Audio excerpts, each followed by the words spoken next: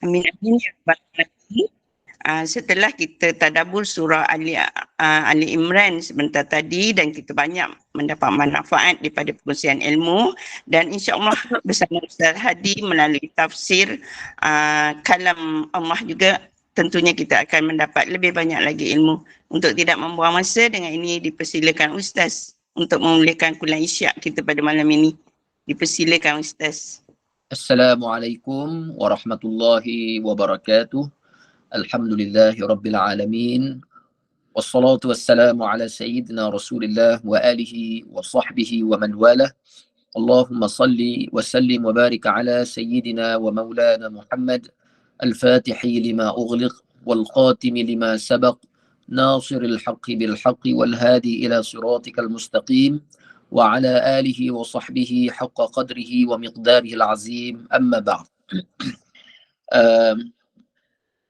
Puan pengacara dan pengerusi yang saya kasihi, Puan Hajah Rosniyati, staf kepimpinan GNI dan seterusnya, penonton-penonton, pendengar, jemaah yang saya kasihi sekalian.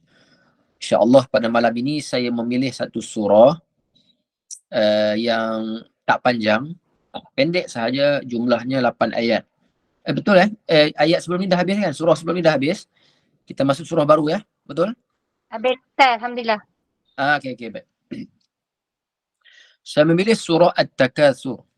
Surah ini ramai yang hafaz dan selalu dibawa dalam sembahyang. Jadi mungkin dengan kita membacakan sedikit tafsiran daripada sebahagian tafsiran ulama berkenaan dengan surah ini, mampu membawa jiwa kita untuk tadabbur, memahami kalamullah Ta'ala. Nama surah ini ialah At-Takatsur, dan sekali lagi kita berjumpa dengan surah Makkiyah. Surah Makkiyah maknanya yang diturunkan oleh Allah Subhanahu wa Ta'ala melalui perantaraan Sayyidina Jibril alaihi salam, yang mana diturunkan qabla hijratin Nabiyil Mustafa sallallahu alaihi wasallam, sebelum hijrah Nabi sallallahu alaihi wasallam ke Madinatul Munawwarah. Okey. Nanti kita akan jumpa macam biasa, bila Makkiyah ini tak dapat tidak akan menyentuh beberapa perkara berkenaan dengan urusan akhirat kita. Minta maaf saya terlupa bagi tahu muka surat. Terima kasih kepada Puan admin yang memberitahu muka surat 297 ya. Surah At-Takatsur ada 8 ayat sahaja. InsyaAllah kita akan jumpa di sini akan ada kisah tentang Yaumul Qiyamah, akan ada kisah tentang azab, akan ada kisah tentang hisab dan sebagainya yang berkaitan dengan hari kiamat ya. Kita mulai ayat ini dengan a'udzubillahi minasyaitonirrajim. Bismillahirrahmanirrahim. Alhaakumut takatsur. Telah melalai. Alha maknanya telah melalai. Okey. Kalau orang Kedah kami ni dia sebut ghalid. Kita akan jadi alpa, lalai, maknanya ada satu perkara yang telah melalaikan kita. Bukan kita yang melalaikan sesuatu, tetapi sesuatu itu yang melalaikan kita. Makna lalai di sini ialah kita tak sedang apa-apa. Kerana kita fokus dengan sesuatu perkara yang mana perkara itu sangat menarik perhatian, sehingga kita tidak memberikan pandangan kita kepada yang selain dari perkara yang sedang kita tertarik itu. Itu selalunya begitu. Kalau kita ghalid, kita khusyuk, maka kita dah tak sedar selalunya apa yang ada di sekeliling. Misalnya Puan admin suka tengok cerita Hindustan kan, Kajol ke berlakon dengan Shah Rukh Khan ke Salman Khan ke. Minat Hindustan tak? Minat. Dia angguk dah tu. Minat, alhamdulillah. Okay, tak apa. Minat Hindustan tak apa, tak ada masalah. Jangan menari jadi luar macam Hindustan tu. Nanti ajak habis satu batalion, satu kampung menari, tak maulah macam tu kan. Menari dalam rumah ya tak apa. Baik. Saya nak bagi tahu di sini, kita jadi ghalib, kita jadi lalai. Kali ini Tuhan nak bagi tahu kita akan dilalaikan dengan suatu perangai, suatu perkara, iaitu memperbanyakkan harta. At-takasur maknanya memperbanyakkan harta dan anak cucu dan kemegahan. Jadi Allah Subhanahu wa taala mengistilahkan dengan at-takatsur. Katsir makna banyak. At-takatsur maknanya di sini berbanyak-banyak. Berbanyak-banyak di sini kita akan jadi lalai dengan beberapa urusan. Cuma di sini yang penting, yang paling penting ialah harta kita. Bila kita selalu mengumpul harta, kerja kita pun untuk mengumpul harta, susah nak belanja harta. Kalau orang yang kerja, dia kumpul harta, kemudian dia nak berbelanja kerana Allah, maka dia tak akan ghalit untuk mengumpul harta. Sehingga tak pergi sembahyang jemaah, sehingga mengurangkan sedekah. Dia akan mengimbangkan. Kalaulah aku nak kumpulkan harta, tetapi tujuannya supaya aku boleh bersedekah dan berzakat, mana boleh aku buat kerja ini sehingga aku tak hadir sembahyang jemaah, sehingga aku tak pergi mengaji, sehingga aku tak pergi belajar. Jadi sudah tentu aku mesti kalaulah aku ghalib sampai tak pergi jemaah, maknanya tujuan ini ialah tujuan dunia. Begitu juga larangan anak cucu. Tidak ada larangan pun sebenarnya untuk memperbanyakkan anak cucu. Juga tidak ada larangan untuk memperbanyakkan harta. Juga tidak ada larangan untuk seseorang itu memegang takhta dan kemegahan. Tak ada larangan pun sebenarnya. Kalau anak cucu, maknanya Nabi sendiri pun pernah sebut dalam hadis, sesungguhnya aku berbangga dengan ramainya umat. Bermakna Nabi suka ramainya umat itu menunjukkan baguslah kalau seseorang itu memperbanyakkan anak cucunya. Kerana semuanya akan menjadi jumlah umat Nabi Muhammad semakin ramai. Tapi maksud yang Nabi maksudkan ramai ini ramai yang berkualiti lah. Bukan ramai hanya pada kuantiti, tetapi ramai juga yang berkualiti.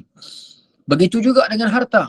Kalaulah banyak tetapi tidak ada kualiti, bermaksud harta itu haram ataupun kurang barakahnya, ataupun harta itu hanya untuk keperluan dunia sahaja tanpa keperluan akhirat, maka juga bukanlah harta yang digesa oleh agama untuk diperbanyakkan.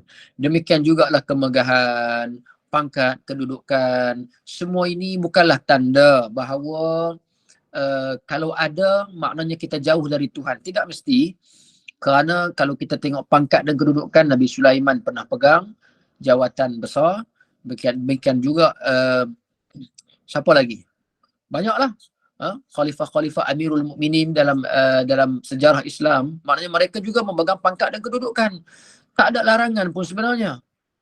Demikian juga kemegahan anak cucu dan harta. Tetapi Tuhan nak mengingatkan, ketiga-tiga ini menyebabkan, saya fahamkan dulu bahawa ketiga-tiga ini disebut sebagai nikmat. Ya, nikmat, anak cucu, harta dan kemegahan. Jadi menyebabkan kita lalai daripada mengingati Allah, taat Allah Subhanahu wa taala. Kerana apa? Kerana mengumpulkan harta. Kerana apa? Kerana anak cucu kita ramai, kita suka, kita gembira, maka menyebabkan kita lalai. Baik. Kelalaian ini sebenarnya kalaulah ditegur oleh Allah Subhanahu wa taala ketika hayat kita masih ada, maka bertuahlah kita. Sedang kita lalai, tiba-tiba Allah mengingatkan kita. Alhamdulillah, kerana belum nyawa sampai ke ghargharah, Tuhan mahu kita patah balik, maknanya bersama dengan dia semula. Maka peringatan Allah itu datang dalam banyak cara. Ada yang datang dengan musibah, ada datang dengan nasihat. Sebagaimana kita hari ini dalam ruangan kuliah online, saya hari ini memberikan nasihat. Sebenarnya nasihat ini untuk diri saya dahulu, kemudian diri puan-puan dan tuan-tuan sekalian. Jadi nasihat ini selalunya dia orang tak nak dengar sangat. Sebab apa tak nak dengar? Kerana dia percuma. Setuju tak? Mesti kita setuju kan? Benda yang percuma selalunya dia akan mudah untuk tidak diendahkan. Kerana dia percuma. Ya. Samalah mana-mana barang percuma. Cuba tengok nasi kenduri, bila dah percuma, dia senduk banyak sangat, tak habis pun dia buang. Sebab apa? Terlalu, kerana percuma. Kan? Cuba tengok buku-buku percuma. Kadang-kadang dapat dia bukan nak baca. Dia jual pula kat orang. Dia bagi kat orang, dia jual kat orang. Dapat duit. Dia dapat percuma tapi dia jual kat orang. Jadi inilah tamsilan yang saya buat untuk kita faham benda yang selalu dapat, selalunya kita akan rendahkan dia punya value. Kerana apa? Kerana benda senang dapat. Sebab itulah Al-Imam Ibnu Athaillah As-Sakandari rahimahullahu ta'ala menyebut alima annaka la taqbalu an-nasha al-mujarrad la taqbalu an-nasha al-mujarrada fazawwaqaka min zawaqiha ma yusahhilu 'alayka wujuda firaqiha.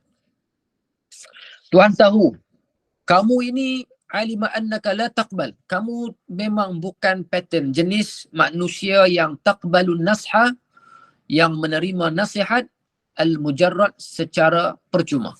Semata-mata nasihat susah nak dengar. Kadang-kadang dia angguk sahajalah.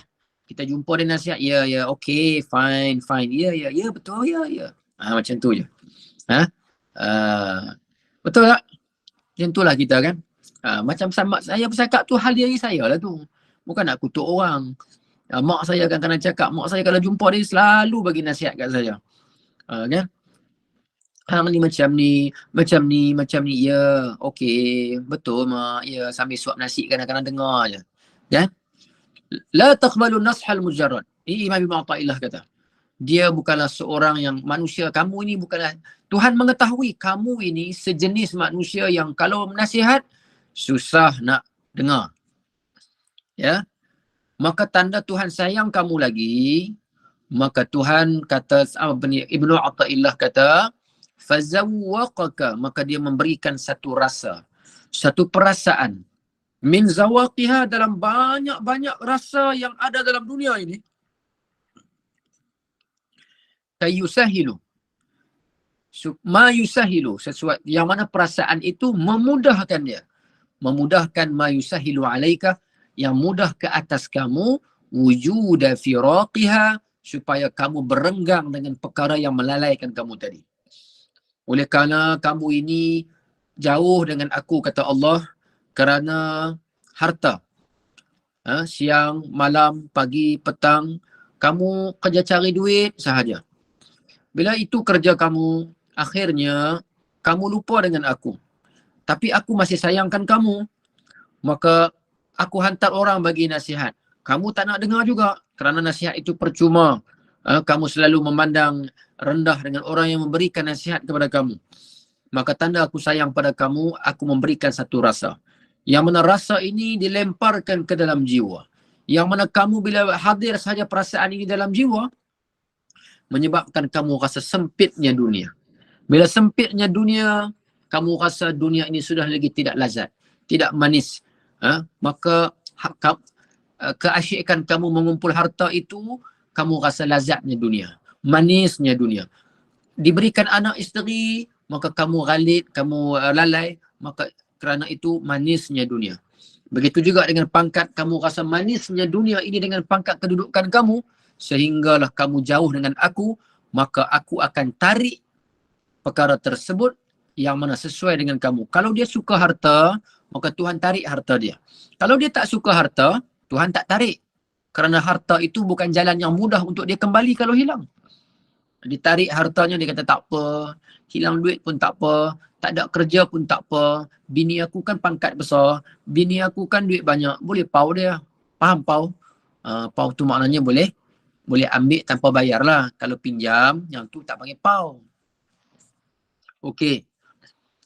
Jadi Tuhan memilih yang sesuai untuk dia. Maka dia pun rasa dunia ini sudah tidak bermakna lagi. Ada yang lalai dengan orang yang dia cintai, maka Tuhan menarik orang yang dia cinta.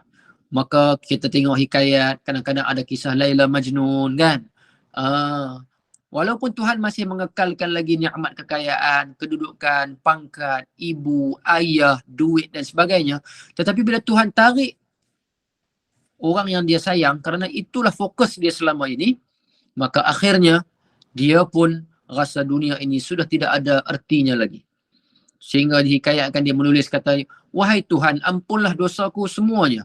melainkan dosa aku mencintai Laila, jangan diampunkan. Begitu tergamak dia cakap macam tu. Tak semenggah betul. Jadi begitulah manusia ya. Baik, kalau Tuhan ingatkan kita macam tu, kita pun patah balik menyebut nama Allah Subhanahu Wa Taala dan kita menjadi insan yang bertaubat. Tapi kalaulah peringatan begitu pun tidak diendahkan oleh kita, kita risau apa? Peringatan yang datang itu sudah tidak berguna lagi. Apakah maksud saya kepada peringatan yang sudah tidak berguna lagi? Kita masuk ayat yang kedua. Hatta zurtumul maqabir. Lalai mengumpul harta, lalai dengan kemegahan, lalai dengan anak isteri, tiba-tiba buka-buka mata tengok dalam lubang kubur lah.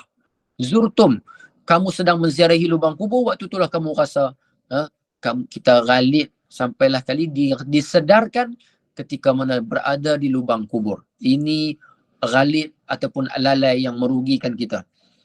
Hingga kamu ziarah kubur, dengan kamu mati di kubur padanya, kamu sia-sia umur pada tuntut dunia, tinggal tuntut akhirat, yang kekal dengan tinggal sembahyang, tuntut dunia. Dunia tak boleh teman kita selama-lamanya. Kerana dunia dia akan fana. Ya, hancur. Maka sepeninggalan kita berada dalam kubur, semuanya akan pergi meninggalkan kita. Tidak ada di kalangan adik-beradik kita, hatta kekasih kita yang paling kita sayang sekalipun, dia pun tak kata, tak apalah abang, matilah abang, saya akan turun ke dalam lubang kubur ke teman abang malam-malam. Tak ada seorang pun di atas muka bumi yang rajin macam tu, yang begitu baik hati macam tu. Semua akan balik. Balik di rumah mereka pun bermesyuarat di kalangan ahli waris. Yang ni dapat 1/3, yang ni dapat 2/3, yang ni dapat 1/8. Kan? Di pejabat kita pun samalah, saya pernah sebut dah sebelum ni. Di pejabat kita, di office kita yang kita kerja dulu, dah buka jabatan kosong baru. Tak ada orang yang nak tunggu lama-lama. Sekarang yang nak teman kita siapa? Di sinilah Tok Guru kita menyenaraikan. Iaitu sembahyang, puasa, zikir Allah, baca Quran, solawat ke atas Nabi, sedekah wajib, makna zakat, dan sedekah sunat, dengan ikhlas hati bagi Allah semata-mata. Ini tidak, dia bagi tak? Dia pernah memberikan sesuatu tak ketika hayatnya dulu? Pernah. Dia pernah memberikan sumbangan? Pernah. Tapi semuanya bukan kerana Allah Subhanahu Wa Taala. Kalau dia bagi sumbangan, nak kena sediakan tu dia cek yang sama besar dengan badan dia. Serah nak kena ada juru kamera pula ambil banyak supaya orang tahu dia boleh bagi duit. Itu bukan makna memberikan kerana Allah Subhanahu Wa Taala. Itu tak semua Ada orang yang buat macam tu tapi dia kerana Allah. Saya bagi contoh tu, nak bagi tahu kita buat nak orang tahu. Jadi oleh kerana keadaan demikian, lalai dengan harta sehingga kealpaan kamu menyebabkan kamu tidak sedar sehingga kamu berada dalam lubang kubur, maka Tuhan sebut kalla, janganlah macam tu. Kalau Hindustan kata nehi. Betul ya Puan Admin? Tengok saja tapi tak tahu pun Hindustan cakap apa. Kalla, jangan begitu. Tuhan kata jangan macam tu. Makna kalla di sini jangan begitu kerana kamu akan menyesal. Kamu akan rasa benda ini sangat sia-sia. Memang waktu kita banyak duit, kita rasa wah pandainya aku buat bisnes. Banyaknya aku buat harta. Berbaluinya aku menyibukkan masa aku dengan dunia. Kerana pulangan dan imbalannya sangat memuaskan hati. Ya sebab itu dia rasa dia alpa. Tapi Tuhan kata kamu akan rasa rugi di hujung nanti. Pasti rugi. Sebab itu Tuhan kata kalla, jangan begitu, yakni jangan beri lupa taat Allah dengan sebab banyak harta dan anak cucu itu. Kalla sawfa ta'lamun, lagi kamu ketahui kejahatan bermenggah-menggah dengan harta anak cucu itu ketika tinggal roh daripada jasad, maka waktu tu kamu tahu aku bermegah dengan pangkat aku tak boleh tolong aku sikit pun. Anak cucu kan dulu aku pergi rumah orang semua aku cerita, ini cucu saya ini belajar di universiti ini, anak saya yang ni pegang jawatan besar di sini, anak saya yang nombor 2 sekarang jadi somebody. Semua dia cerita bermegah-megah. Ketika mana dalam lubang kubur, malaikat tak nak tanya langsung yang tu. Baru dia sedar yang aku bermegah dulu sikit pun tak mampu tolong aku. Sepatutnya bila aku bermegah dan aku habiskan banyak masa dan kehidupan aku untuk mereka, sekurang-kurangnya mereka tolonglah aku. Tolonglah aku. Berilah aku ini sedikit pertolongan. Tapi langsung tak boleh bagi. Waktu tu dia baru sedar bahawa semua tu tak boleh tolong dia pun. Yang tolong ni ialah apa? Zikir, salawat, ibadat, puasa dan sebagainya. Tuhan ulang lagi summa kalla. Jangan macam tu. 2 kali Tuhan ulang. Maknanya peringatan ini berat ya. Summa kalla sawfa ta'lamun. Jangan begitu kepada taat Allah itu. Sawfa ta'lamun. Lagi kamu ketahui masa dalam kubur. Pada berhajat kamu kepada kebajikan yang dikerja sebelum matinya. Sebelum matilah yang nak dikira. Dah mati tak ada apa dah. Kita dah bukan dikira sebagai mukallaf. Ya. Kalla sawfa ta'lamun summa kalla sawfa ta'lamun. Tuhan kata lagi kalla. 3 kali Tuhan ulang.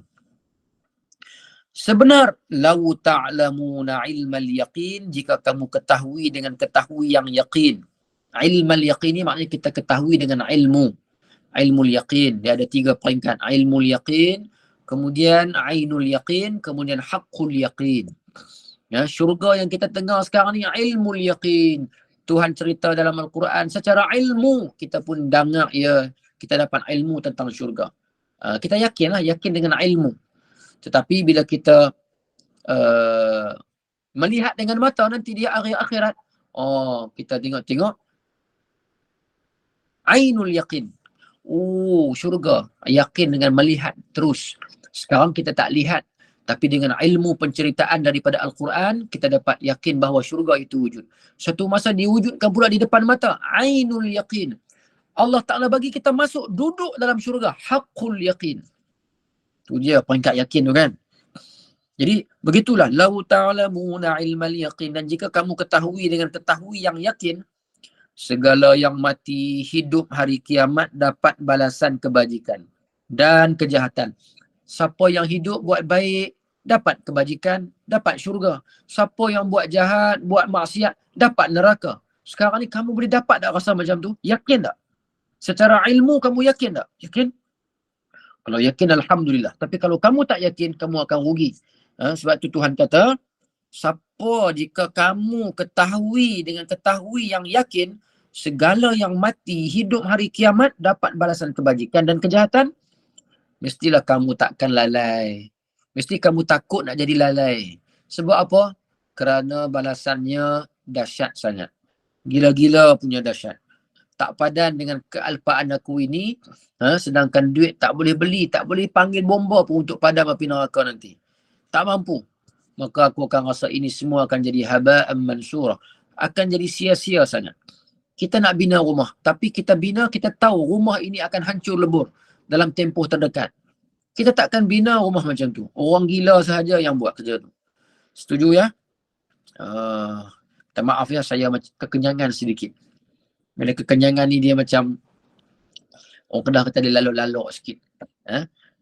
Tapi insya-Allah saya bersemangat sebenarnya ya. Bersemangat. Jadi yang lain pun kenalah bersemangat juga. Walaupun saya tak nampak muka, mungkin ada yang dah 3 pinggan dah nasi tu. Baik. Lau ta'lamuna ilmal yaqin latarawunnal jahim. Latarawunna. Orang belajar bahasa Arab tahu ini nun taukid ni. Letak lam pula di depan tu. Macam kita baca hadis Nabi SAW, Nabi kata latuftahanna, pasti akan dibuka Al-Qustantiniyah, kota Konstantinopel. Nampak tak? Latuftahanna. Ada lam, ada nun taukid di hujung. Nun taukid syadidah. Yang ni pun sama. Latarawunna. Maknanya confirm. Bila Nabi sebut latuftahanna, pasti dibuka Konstantinopel di tangan Islam. Buka tak? Berjaya tak? Nampak tak bagaimana Tuhan rahmat dengan kita, ditunjukkan bukti bahawa ucapan Rasulnya melalui mukjizat Nabi SAW jadi betul-betul. Berjaya. Sama macam ni ayat Quran. La tarawunnal jahim. Maknanya confirm kamu demi Allah lagi kamu lihat akan neraka yang nama jahim, tempat azab orang yang banyak harta, banyak anak cucu, tapi anak cucu dengan harta itu melalaikan dia. Na'udzubillahi min zalik. Minta Tuhan lindung. Tak naklah anak cucu ramai, sepatutnya kita seronok. Tak, rupa-rupanya seronok saja tapi lupa Tuhan. Allah Ta'ala kata ada satu neraka yang diperuntukkan khas untuk orang yang banyak cucu dengan harta, tapi harta dengan cucu cicitnya itu menyebabkan dia tak pergi mengaji, dia tak pergi solat jemaah, dia kurang zikir, dia tak baca Quran, dia tak banyak sedekah. Kan? Rugi. Sebenarnya sedekah je konsepnya. Kalau orang yakin, saya nak bagi tahu ini dia panggil at-tahaddus bin ni'mah. Apa makna tahaddus bin ni'mah? Kita buat benda baik, tiba-tiba Tuhan bagi balasan yang baik kepada kita. Kita diminta untuk share dengan orang atas tujuan supaya orang seronok nak buat juga. Jangan sebab nak berbangga-bangga. Berbangga-bangga akan jadi haba'an mansurah juga. Jadi debu yang berterbangan, rugi. Duit habis, kita kerja nak dapat duit, habis titik peluh. Buang duit bagi sedekah, tapi Tuhan tak bagi sebarang ganjaran. Rugilah macam tu. Tapi kalau kita cerita atas dasar at-tahaddus bin ni'mah, menceritakan sesuatu dengan nikmat yang kamu dapat supaya menjadi galakan, supaya menjadi dorongan untuk orang bangun dan semangat untuk buat benda yang sama macam kamu buat, itu lebih baik. Saya nak cerita, sedekah ni kalau kita bagi ikhlas, bukan kerana tujuan dunia, bukan kerana tujuan tertentu, Tuhan pasti bagi balik. Itu yang saya rasa. Tu tara saya bukan bagi banyak sangat pun. Bagi 15 duit pun. Tu 15 duit, sikit je. Tak banyak lah. Tapi Tuhan selalu bagi balik. Kadang-kadang Tuhan menganugerahkan melalui duit juga. Kadang-kadang kita bagi sesuatu, kadang-kadang 2-3 ringgit je. Pergi kadang-kadang stesen minyak, adalah makcik mana-mana jual krepek, panas, kesian kat dia. Kan? Kita banyak duit minyak tu, bagilah kat dia 2 ringgit. Bukan dia banyak mana sangat, 2 ringgit, 3 ringgit, bagi kat dia. Lepas bagi tu, cuba doa. Kerana Nabi SAW kata, Hassinu amwalakum bizzakah, wadawu mardakum bisadaqah. Hassinu maknanya perbaiki. Hassinu amwalakum. Sucikan harta kamu dengan zakat. Dawu mardakum bisadaqah. Dan rawatlah pesakit kamu ataupun penyakit kamu dengan sedekah. Maknanya kalau kita ada sakit, kita ada masalah, sama ada masalah tu sakit zahir ataupun batin, masa kita sedekah tu, ya Allah, ya Tuhanku, sembuhkan aku berkat dengan sedekah ini. Mudah-mudahan. Itu disebut tawassul dengan amalan baik, dan ini pernah dilakukan oleh 3 orang pemuda yang terkurung di dalam gua. Mereka bertawassul dengan amalan mereka. Ya. Alhamdulillah, sendawa saya malam ni kerana saya makan banyak sikit malam ni. Tom yum. Baik. Muslimin dan muslimat yang dirahmati Allah sekalian. Latarawunnal jahim thumma latarawunna. Tuhan ulang lagi. Thumma latarawunnaha. Ainal yaqin. Kemudian demi Allah lagi kamu lihat akan dia. Ain yaqin. Dengan lihat lubangnya. Ainul yaqin maknanya saya habaq tadi kan. Selepas ilmu yaqin kita lihat dengan ainul yaqin. Kita akan tengok sendiri dengan mata kita. Dengan ainul yaqin, dengan lihat lubang neraka itu. Dan mereka jatuhnya. Dan kaifiat azabnya. Kaifiat azab ni bagaimana mereka diazab oleh malaikat nanti. Maka lihat pertama itu dari jauh seperti kapal di tengah laut. Lihat kedua. Dekat tempat sekalian orang. Dan kayu, tali dan lainnya. Maka segala mukminin lihat jahim daripada jauh. Itu dipanggil lihat dari jauh. Ilmul yaqin. Dan orang kafir lihat dengan ainul yaqin. Sebab mereka masuk terus dalam neraka. Kerana mereka masuk di dalamnya, demikian jua syurga. Bila masuk dalam syurga, maka ainul yaqin. Lihat dengan mata kepala sendiri. Yang kita dengar sekarang ni semua ilmu yaqin. Disumbat kefahaman syurga dan neraka ini berdasarkan ilmu. Ilmul yaqin. Mudah-mudahan Allah Ta'ala anugerahkan keyakinan kita yang bertambah-tambah. Ya, kan? Kerana keyakinan inilah yang nak membantu kita. Keyakinan inilah yang akan guide kita sampai selamat, kita sampai ke destinasi. Amin ya rabbal alamin. Wa minal yaqin ma tuhawwinu bihi alaina min masaibad dunya. Mudah-mudahan dengan yakin ini ya Allah, kami dapat menguruskan kehidupan kami untuk kami merawat musibah-musibah dunia. Sedih kami, duka kami, masalah kami, macam-macam isu. Sekarang ni COVID naik pula. Mudah-mudahan Tuhan bagi keyakinan kepada kita untuk menempuh urusan-urusan dunia yang tak berkesudahan. Kerana itulah hakikat kepada dunia, iaitu kabat ataupun ta'ab, iaitu kepenatan dan kelesuan. Ya, muslimin dan muslimat yang dirahmati Allah Subhanahu wa ta'ala. Okey, sambung lagi. Summa latus'alunna yawma idzin 'anil na'im. Kemudian lagi ditanya mereka itu sekalian manusia daripada segala nikmat yang dalam dunia. Daripada makanannya, daripada minumannya. Dulu aku bagi makan kepada kamu. Saya pun teringat hari ini Tuhan akan ingatkan saya pada 20 hari ulang ni ya. 19 hari ulang kan ni. Ya. Ya. 18 18 Ustaz. Ustaz Ah, terlebih sekali. 18 hari bulan 12 tahun 2023 pukul 9:30 malam makan tom yum dekat sekian-sekian tempat, makan 2 pinggan pula tu. Esok pagi tak sembahyang subuh. Tuhan tanya, sepatutnya kekuatan itu diberikan, kamu kena bagi balik melalui syukur. Tuhan akan tanya, sihat kamu? Aku bagi pada kamu sihat yang berpanjangan, tapi tak ada peluang pun kamu nak sembahyang jemaah di masjid. Ya. Bila sihat kamu tu, kamu tak bagi komitmen, kamu tak tolong pun saudara-saudara kamu Islam, kamu ada yang memerlukan bantuan kamu. Allahu Akbar, inilah hisab. Tuhan tanya habis. Habis Tuhan tanya. Baik. Muda umur panjang, anak cucu banyak dan ilmu, kebesaran, ada pangkat kedudukan, tak boleh tolong langsung.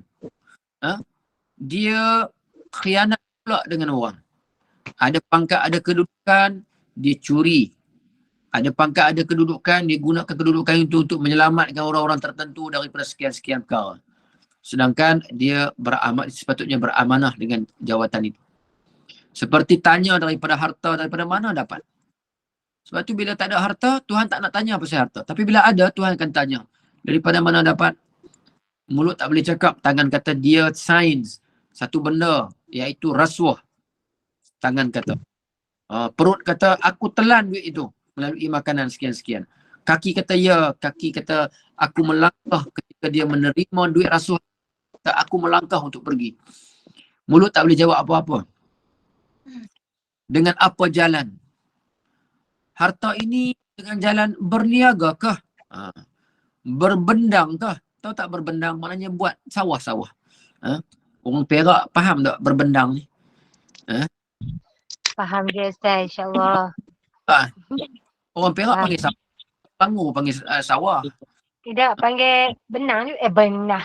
Bendang juga. Betul lah. Maknanya orang Perak curi bahasa orang ke? Betul tak?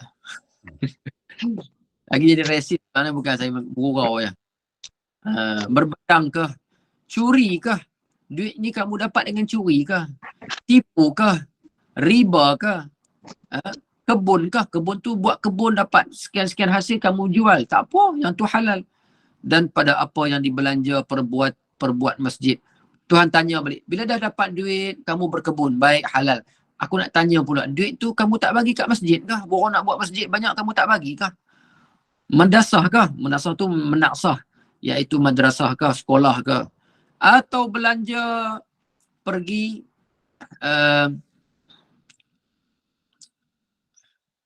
ada komen ni, dia kata orang Kedah kata Padang ni dia kena tengok situasi bercakap. Contoh kalau pekerjaan, saya buat bendang, dia tak cakap saya buat Padang. Cuma Padang ini kita guna nak pergi. Misalnya nak pergi mana tu? Saya nak pergi Padang. Padang tu maknanya pergi bendang, nak buat sawah. Okey. Baru tahu Macam tak apa. Sambung lagi. Tuhan akan tanya, duit tu kalau kita perap dalam bank, duduk saja, Tuhan tanya tau. Banyak baju dia di rumah dia beli tiap-tiap tahun, boleh katakan berkampit-kampit baju dia. Bukannya ni lagi dah penuh. Orang perempuan selalu beli baju kan. Stokin saya ada 15 warna. Macam-macam. Kan? Tapi nak keluarkan untuk orang lain, dia susah nak bagi. Sebenarnya Tuhan akan hisab. Kadang-kadang telekung saja ada 10 pasang tapi tak semayang sangat pun. Payah juga kan, dia suka kumpul telekung. Kadang-kadang telekung dia hilang. Dia pergi pasar malam, dia bungkus dalam beg, letak dalam ragam motor. Dia pada datang tengok-tengok beg tu hilang dah. Telekung hilang ada satu tu je. Selagi mana tak beli telekung baru, tak semayang. Kacau juga, dia ingat syarat sah semayang kena pakai telekung. Baik. Jadi nak sebut di sini, Tok Guru kita, pengarang kitab ini, dia tanya, belanja ke duit tu? Jadi jangan ingat kita simpan duit banyak, tengok buku akaun syoknya duit banyak, kemudian tak keluar-keluar. Orang lain banyak yang perlu bantuan, anak saudara kita, saudara mara, adik kita, abang kita buat bodoh ya. Tuhan akan tanya, ya, Tuhan akan tanya. Saya bukan buat benda haram pun duit tu. Ya. Aku bagi duit bukan untuk simpan. Tuhan kata untuk kamu belanja. Belanja pada jalan kebenaran. Belanja untuk agama Allah. Belanja untuk nafkah anak dan isteri. Kedekut sangat. Tak hidung masin, tak telinga pahit. Tak telinga pahit saya pun tak tahu, saya tak pernah rasa. Baik, atau belanja pergi ke Mekah kah? Madinah kah? Atau sedekah wajib? Sunat kah? Wajib, sedekah wajib, zakat. Sunat, atau beri makan kepada fakir miskin. Anak yatim atau apa jalan. Tuhan nak bagi tahu. Pengarang kitab ni nak bagi tahu betapa ruginya orang yang kedekut. Betapa ruginya orang yang selalu mengumpulkan harta. Mereka ini yuhibbunal mal hubban jamma. Suka sungguh harta, tapi bab nak keluar harta, dia cukup berkira. Orang Kedah dia kata ada istilah dia panggil apa? Genggam tak tirih. Genggam tak tirih. Maknanya sekali dia genggam harta tu tak tirih dah. Tak tirih tu maknanya tak pecah. Tak keluar. Dia tetap dapat. Kalau nak dapat pun mesti kat anak bini dia je. Dia tak boleh turun kat orang lain. Dia begitu kedekut, dia jaga. Kalau nak dapat ni mesti adik-beradik aku saja dapat. Jadi sampai begitu, kita tak nak lah.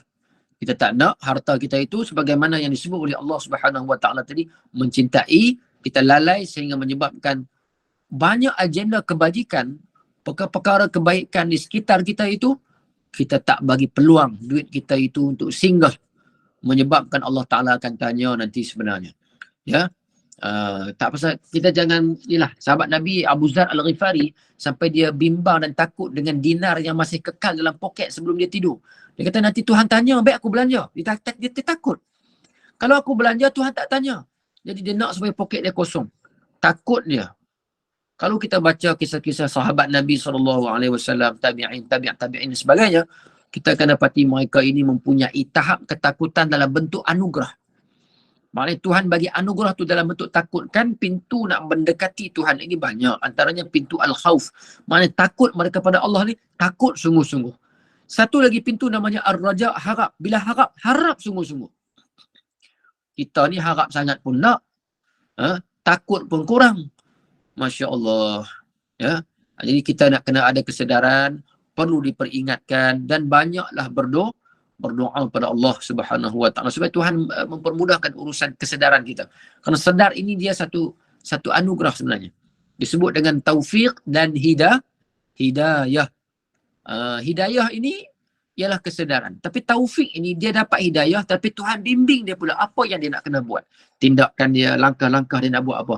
Itu sebab tu kita minta dua. Kita minta hidayah dan juga taufik. Dia faham ya? Baik, sambung lagi.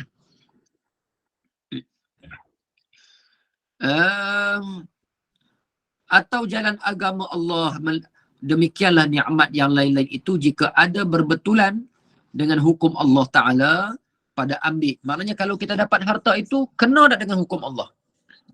Dapat melalui rasuah. Itu bukan jalan hukum Allah Subhanahu Wa Ta'ala. Dia boleh bagi sebarang helah. Saya tak nak dia nak bagi. Alah macam-macam. Kalau kita tak offer, dia pun tak nak bagi. Kita berdepan dengan macam-macam keadaan sehinggalah kita nak kelentong tu, semua orang kita boleh kelentong, tapi ingat di hadapan Allah Subhanahu Wa Ta'ala kita nak kelentong Tuhan tak boleh. Ya. Sebab itu antara perkara yang mustajab doa yang mesti kita lakukan, kata Nabi SAW, ialah menyucikan harta. Atib mat'amak tustajab da'watak. Makanan kamu itu mestilah yang tayyib, yang baik, yang halal. Maka orang yang makan makanan halal ini, antara kelebihan yang Tuhan bagi ialah tustajab da'watak, doanya makbul, mudah makbul di sisi Allah Subhanahu wa ta'ala, kan? Cuba tengok datuk-datuk kita dulu, nenek-nenek kita, mak-mak perempuan lah, kan? Perempuan sekalian. Kadang-kadang kita tengok mereka mengaji mungkin tak banyak mana, kan? Ustaz-ustaz sekarang pergi Mesir, pergi Jordan lah, tu dia kitab tebal-tebal bawa balik, mengaji kitab hebat-hebat, tapi amalan tak bersungguh sangat. Tuhan tarik dari sudut tu. Orang dulu-dulu mengaji kadang-kadang kitab nipis je. Misbahul Munir, Hidayatul Sibyan, tapi semangat beramal tu tinggi. Maka Tuhan buat kehidupan mereka dalam keadaan begitu terurus. Saya pernah jumpa orang yang kadang-kadang buat padi, buat bendang ni kadang-kadang buat perelong je. Tapi Mekah selesai, pergi Mekah selesai, anak-anak masuk universiti selesai, berkat hidup mereka. Betul tak? Kan? Kita perheran, mereka ambil duit mana? Kita kadang-kadang Tuhan bagi gaji banyak, 4-5 ribu sebulan pun. Tapi sat je hilang, sat je habis. Nak pergi Mekah pun susah. Kadang-kadang tak sampai-sampai. Urusan anak kadang-kadang itu tak cukup, ini tak cukup. Dulu mak bapak pun keadaan begitu, tapi Tuhan mencukupkan. Kerana apa? Kerana keyakinan mereka, kerana ada keberkatan. Ya, betul, ada keberkatan. Kemudian beramal dengan ilmu. Sebab tu Nabi SAW sebut, man amila bima alima. Siapa yang beramal, bukan, man amila bima alima razaqahullahu ma lam ya'lam. Sesiapa yang beramal dengan ilmu yang dia belajar, Tuhan akan buka sikit-sikit sesuatu perkara yang orang tak tahu, dia seorang je tahu. Itu yang disebut sebagai ilmu ladunni. Ilmu ladunni, anugerah, dia je tahu. Tu yang kadang-kadang ada ulama buat kitab, dia punya dapat fadilat-fadilat tertentu, Tuhan buka. Ya, ilmu ladunni. Bukan ilmu dalam guni, ya. Ilmu dalam guni tu benda lain. Ini ilmu ladunni. Baik. Apa lagi? Dia kata di sini, daripada neraka dan tiada nescaya masuk ia, maka soal itu umur mukminin dan kafir di tempat hisab. Tetapi soal kafir taqri', menyusahkan sekiranya disambut nikmat dengan kufur dan maksiat. Dan soal mukminin tabsyir, suka, menyukai. Allah Ta'ala suka, tanya juga, tapi tanya suka, kan? Tanya juga, ya, dari mana-mana datang, jauhnya makcik datang, ya kan, itu soalan, tapi tabsyir. Kalau dah tak suka tu, main mana ni? Muka pun garang, cengih, mata pun tu dia, tengok tajam je. Soalan sama, tapi keadaan kita punya body language kita itu menunjukkan taqri'. Taqri' ni maknanya menakutkan. Ataupun yang kedua, tabsyir, mengembirakan kita. Mudah-mudahan kita dapat soalan daripada Allah Ta'ala dalam keadaan tabsyir. Ya, masuk ke dalam syurga bighairi hisab, tanpa hisab. Amin ya Rabbal Alamin. Dunia dan akhirat. Habislah surah At-Takatsur. Kita ada 10 minit lagi. Nak buka surah baru ke nak baca suratul Mulk? Buka soalan boleh, Ustaz? Boleh? Buka soalan. Dipersilakan, tapi jangan banyak sangat soalan. Nanti saya jawab keluar semua tom yam je, sebab saya makan tom yam tadi. Alhamdulillah. Ada soalan tak, jemaah?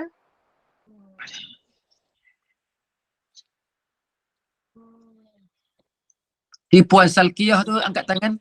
Lama dia angkat tangan. Dia punya tu apa tu? Rosak, Ustaz. Dia spring tu angkat tangan, Ustaz. Springnya dah tercabut. Okey, Puan Nurini nak tanya soalan ya? Tak Bondet adalah bondet. Ustaz. Tak ada apa tak nak tanya Ustaz makan tom yum berapa banyak sampai tak boleh nafas. Oh, tadi saya tak makan tengah hari. Jadi saya niat tadi masa saya makan nasi tadi saya niat qadaan. Saya niat macam tu. Qadaan jadi makan ikan. Doan. Padahal banyak. Qadaan lah. Biasalah kadang-kadang makan terlebih sikit. Ya. Tapi saya sentiasa bersemangat insyaAllah. Ya. Masih bersemangat insyaAllah. Ada yang nak tanya apa? Tak nak tanya apa-apa kah? Ustaz, apa ni dalam ayat ni banyak sangat penekanan. Contoh macam huruf lam tu adalah ayat penekanan kan. Ya. Huruf nun tu kan ayat penekanan lagi. Maknanya bila nun ada sabdu pula lagi. Maknanya banyak kali penekanan apa yang Allah nak berikan Ya. dalam ayat ni kan. Ada ayat lain lagi tak yang menunjukkan macam lam tu penekanan, nun tu penekanan juga. Banyaklah Ada pada ayat Nabi tadi kan. Hadis Nabi, ayat Quran banyak. Kalau ada lam macam tu, lam itu dia panggil lam taukid. Nun taukid tu dia ada dua. Dia panggil nun taukid khafifah satu. Dengan nun taukid syadidah. Taukid syadidah ni berat lagi. Tuhan betul-betul nak tegas. Contohnya kalau kita kata, saya sesungguhnya saya. Okey begitu saja. Ini sumpah sesungguhnya saya. Pasti letak pula. Maknanya nak kuatkan lagi. Kalau tanya spontan saya tak mampu lah nak bawa ayat Quran macam tu. Tak ingat, saya tak hafal Quran. Tapi kalau cari banyak. Banyak dalam Quran kalau jumpa lam di depan, kemudian diikuti dengan fi'il, iaitu kata kerja, kemudian diikat di hujung itu dengan disusuli dengan nun taukid. Maka itu satu benda yang nak menegaskan secara begitu tegas dan sangat bersungguh-sungguh. Maka janganlah kita lalai lagi. Ya. Sebab tu bonus bagi orang yang faham bahasa Arab, dia dapat perasaan yang lebih ketika membaca Al-Quranul Karim. Ya. Ada lagi yang nak menyoal? Jangan sampai saya soal diri saya sendiri.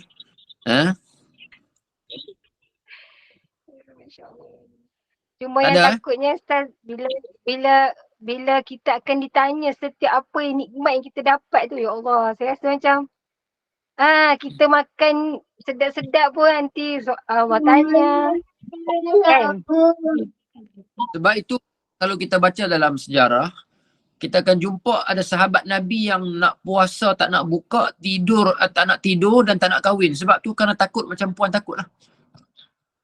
Tapi Nabi tak bagi. Jadi bila kita takut, apa yang kita rasa? Kita rasa kita tak mampu. Cabaran banyak, ujian banyak, harta nak kena ada tapi hisab banyak. Maka akhirnya kita buat macam mana? Ketika itulah Tuhan kata, datanglah kepada aku dengan melihat rahmat aku.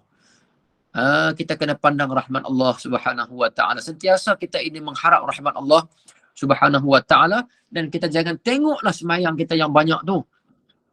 Jangan tengok. Sedekah kita bagi je. Jangan ingat-ingat sangat. Kadang-kadang boleh bagi RM20 je, ungkit sampai 20 tahun. Ingat dah RM20 aku bagi hari tu, ingat tu lah RM20 je, padahal bukan banyak sangat pun. Sebab apa? Dia rasa begitu berharga. Kalau kita rasa tak ada apa-apa, kita buat je. Setiap kita buat ni, kita inilah ketaatan aku padamu ya Allah. Tetapi tetap aku mengharapkan rahmatmu untuk masuk ke dalam syurgamu, redha Allah. Sehingga ulama sufi mengeluarkan ucapan apa? Lau khayyirtu baina raka'ataini wa baina dukhulil jannati lakhtartu raka'atain. Kalau aku diberi pilihan masuk syurga ke nak sembahyang 2 rakaat, aku akan pilih sembahyang 2 rakaat lagi, kerana itu adalah redha Allah. Adapun syurga ini dia terkait juga dengan kehendak hawa nafsu. Betul tak? Syurga mesti ada kehendak hawa nafsu, bidadarinya, makanannya, minumannya kan. Sampai macam tu. Jadi insya-Allah ketakutan kita itu bagus, cuma kita kena atasi ketakutan kita, kita rawat ketakutan kita tadi. Kita tak boleh, macam saya sebut sebelum ini, guru saya pesan, kita tak boleh takut je memanjang. Kerana takut ini satu masa kita akan bosan dengan agama. Ketakutan ini kalau kita didik dia selalu takut, bukan bermakna tak boleh takut. Kerana takut juga satu pintu mendekati Allah. Tapi mesti takut itu kena ada pintu lain lagi. Kita kena imbangkan, tak boleh takut sahaja. Okey, kalau tak ada apa-apa, kita baca suratul Mulk. Kemudian kita Pertama kita baca dulu surah Al-Mulk, insya-Allah. Nak share tak dekat saya surah Al-Mulk ni? Kalau nak share, saya tak buka Quran lah. Sebab saya hafal dulu ni surah ni. Tu ada admin yang Ya? dah share screen. Share dah Tu ni. admin dah share screen. Okay. Ustaz, nak tanya kalau sekiranya baca surah Al-Mulk tu boleh tak perlahankan sikit, jangan terlalu laju. Boleh. Nak pakai gear berapa? Dia berapa pun tak apalah. Okay, kita slow sikit Kita slow sikit. Saya baca laju tu saya ingat jamaah suka laju-laju kan. Jadi kalau nak slow kita slow sikit. Baik, insya-Allah. Sama-sama. Oh, tak suka. Allah banyak selama ni perbuatan saya tidak disukai oleh ramai hadirin hadirat. Kita slow sikit. A'udzu billahi minasyaitonir rajim. Bismillahirrahmanirrahim. Tabarakalladzi biyadihil mulku wa huwa ala kulli syai'in qadir. الذي خلق الموت والحياة ليبلوكم أيكم أحسن عملا وهو العزيز الغفور الذي خلق 7 سماوات طباقا ما ترى في خلق الرحمن من تفاوت فارجع البصر هل ترى من فطور ثم ارجع البصر كرتين ينقلب إليك البصر خاسئا وهو حسير ولقد زينا السماء الدنيا بمصابيح وجعلناها رجوما للشياطين وأعتدنا لهم عذاب السعير وللذين كفروا بربهم عذاب جهنم وبئس المصير إذا ألقوا فيها سمعوا لها شهيقا وهي تفور تكاد تميز من الغيظ كلما ألقي فيها فوج سألهم خزنتها ألم يأتكم نذير قالوا بلى قد جاءنا نذير فكذبنا وقلنا ما نزل الله من شيء إن أنتم إلا في ضلال كبير وقالوا لو كنا نسمع أو نعقل ما كنا في أصحاب السعير فاعترفوا بذنبهم فسحقا لأصحاب السعير إن الذين يخشون ربهم بالغيب لهم مغفرة وأجر كبير وأسروا قولكم أو اجهروا به إنه عليم بذات الصدور ألا يعلم من خلق وهو اللطيف الخبير هو الذي جعل لكم الأرض ذلولا فامشوا في مناكبها وكلوا من رزقه وإليه النشور أأمنتم من في السماء أن يخسف بكم الأرض فإذا هي تمور أم أمنتم من في السماء أن يرسل عليكم حاصبا فستعلمون كيف نذير ولقد كذب الذين من قبلهم فكيف كان نكير أولم يروا إلى الطير فوقهم صافات ويقبض ما يمسكهن إلا الرحمن إنه بكل شيء بصير أمن هذا الذي هو جند لكم ينصركم من دون الرحمن إن الكافرون إلا في غرور أمن هذا الذي يرزقكم إن أمسك رزقه بل لجوا في عتو ونفور أفمن يمشي مكبا على وجهه أهدى أمن يمشي سويا على صراط مستقيم قل هو الذي أنشأكم وجعل لكم السمع والأبصار والأفئدة قليلا ما تشكرون قل هو الذي ذرأكم في الأرض وإليه تحشرون ويقولون متى هذا الوعد إن كنتم صادقين قل إنما العلم عند الله وإنما أنا نذير مبين فلما رأوه زلفة سيئت وجوه الذين كفروا وقيل هذا الذي كنتم به تدعون قل أرأيتم إن أهلكني الله ومن معي أو رحمنا فمن يجير الكافرين من عذاب أليم قل هو الرحمن آمنا به وعليه توكلنا فستعلمون من هو في ضلال مبين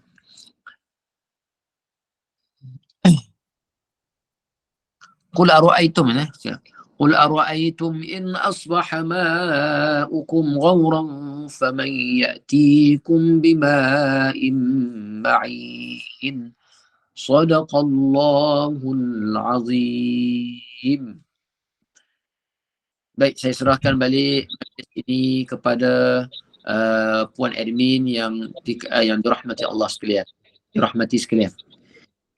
Silakan. Alhamdulillah. Jazakumullah khairan jazak Ustaz. Barakallahu fiik. Terima kasih di atas tafsiran ini, masya-Allah. Mudah-mudahan kita dapat mengambil ibrah, dapat bertambah ilmu kita. Mudah-mudahan barakah, mudah-mudahan Allah kurniakan limpah rahmat kepada kita. Terima kasih kepada tim Gemunu Iman, sahabat-sahabat pencinta ilmu yang mengimarahkan kuliah kita dari subuh tadi hingga ke saat ini, masya-Allah. Istiqamah dalam majlis ilmu. Ustaz, saya buat ibahan boleh Ustaz? Ustaz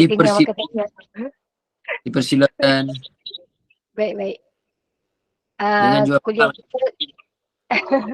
Kuliah kita pada pagi esok seperti biasa, kuliah subuh 6.45 pagi bersama dengan Al-Farid Ustaz Mahmud bin Mastam dengan bacaan Yasin, tahlil, doa, selawat dan tazkirah. Kuliah duha kita bersama dengan Al-Fadilah Ustazah Suraya binti Muhammad 8.15 pagi dengan keranamu diturunkan ayat Al-Quran siri yang ketiga. Juga kita ada kelas hafazan 2 bersama dengan Al-Fadilah Ustazah Helen Sukma Indah pada pukul 10.30 pagi sehingga pukul 12.30 hari insyaAllah. Dan kuliah asar kita bersama dengan Al-Fadil Ustaz Ilin Aminin bin Muhammad Saleh pada pukul 5.15 petang dengan kitab Misbah Hudujah Syarah Safina An-Najah. Kuliah maghrib kita 8 malam bersama dengan Al-Fadilah Ustazah Misnah binti Miran dengan fiqh darah haid, nifas dan istihadah. Dan juga kuliah isyak kita, kuliah akhir kita bersama dengan Al-Fadilah Ustazah Humairah binti Muhammad Saleh dengan tahsin Al-Quran dan makhrijul huruf hanya untuk muslimat sahaja pada pukul 9.15 malam. Jadi teruskanlah bersama-sama dengan Gemunul Iman dengan kuliah-kuliah yang telah disediakan. Semoga memberi manfaat kepada kita di dunia dan juga di akhirat. Dengan ini saya mewakili Gemunul Iman memohon maaf sekiranya ada sebarang kekurangan dan kesilapan. Yang baik itu datang daripada Allah, yang tidak baik dan kelemah itu daripada kami sendiri. Kita tangguh kuliah kita. Mohon sekali lagi Fadil Ustaz untuk membacakan tasbih kafarah dan surah As. Saya sudahi dengan wabillahi taufiq wa hidayah. Assalamualaikum warahmatullahi wabarakatuh. Ma'assalamah wa ila liqa. Subhanakallahumma wa bihamdika nashhadu an la ilaha illa nastaghfiruka wa natubu ilaik. Bismillahirrahmanirrahim.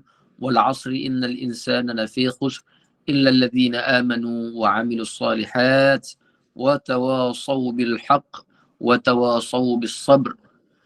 InsyaAllah, mudah-mudahan saya doakan semualah sentiasa istiqamah dengan ilmu, sentiasa istiqamah dengan amal, sentiasa istiqamah dengan kebaikan, insyaAllah. Mudah-mudahan pertemuan kita pada malam ini Allah Ta'ala kurniakan keberkahan bagi kita semua. Qawli hadza wa astaghfirullahal azim li wa lakum, astaudi'ukumullah. Assalamualaikum warahmatullahi ta'ala wabarakatuh.